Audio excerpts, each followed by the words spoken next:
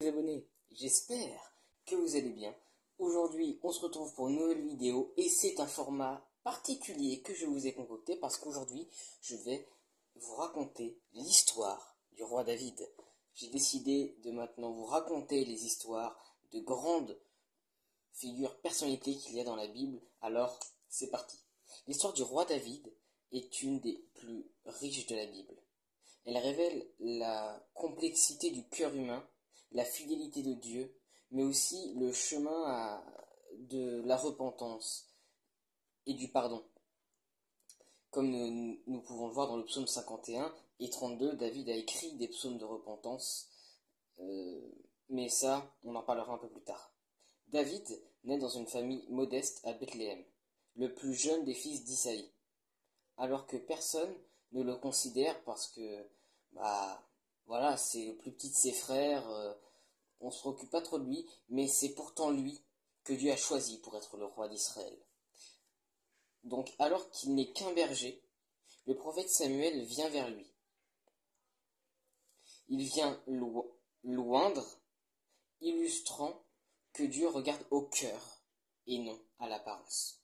Ça, c'est très important aussi parce que des gens peuvent être très beaux et tout, mais ce qui compte, ce que Dieu regarde en premier, c'est le cœur.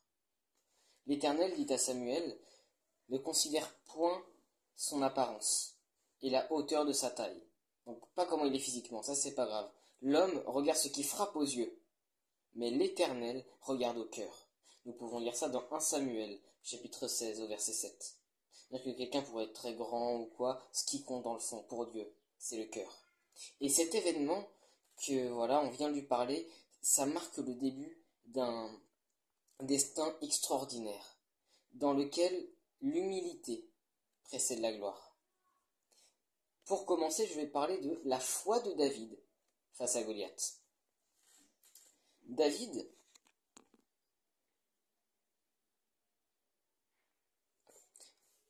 entre vraiment dans l'histoire d'Israël en affrontant Goliath. Il n'avait aucune armure, aucun titre, juste une foi infaillible. David dit aux Philistins: tu marches contre moi avec l'épée, la lance et le javelot.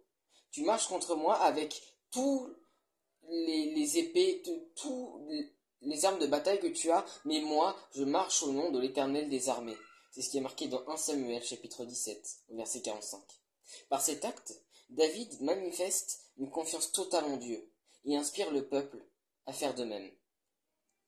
Maintenant, on va s'attaquer à ce que l'on connaît tous, David, un roi selon le cœur de Dieu. Après une longue période de persécution par Saül, David accède finalement au trône.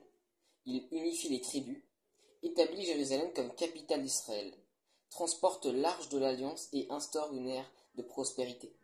Sa piété et sa relation avec l'Éternel transparaît dans les psaumes.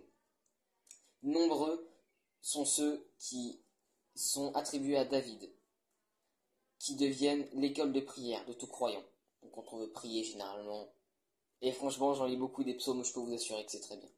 Dans le psaume 18 au verset 3, il dit: tu es mon bouclier, mon refuge dans le malheur. La tradition chrétienne voit en David l'ancêtre du Messie, Jésus-Christ, aussi appelé le fils de David. À l'époque, Jésus était aussi appelé le fils de David. La chute et la repentance de David, l'histoire de Bathsheba. Malgré sa grandeur, David chute en convoitant Bathsheba et en orchestrant la mort de son mari Uri. Il est alors repris par le prophète Nathan. Ce qui distingue David, c'est sa capacité à la repentance. Illustré dans le psaume 51, qui, petite parenthèse pour moi, est un des meilleurs chapitres de la Bible, il véritablement crie à Dieu du plus profond de son cœur. Il dit: ô Dieu, crée en moi un cœur pur, renouvelle en moi un esprit bien disposé. Au verset 12. Je l'ai mis en fond d'écran tellement c'est inspirant pour moi. Cette repentance profonde lui garantit le pardon. Mais les conséquences de son péché marqueront son règne et sa famille.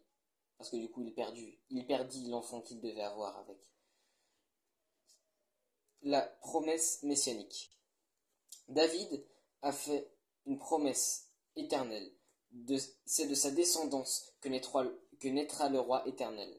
Cette alliance est fondamentalement et traverse tout le message biblique. Je mettrai sur ton trône un de tes descendants. Je serai pour lui un père et il sera pour moi un fils. C'est ce que nous pouvons lire dans 2 Samuel, chapitre 7, versets 12, 13 et 14.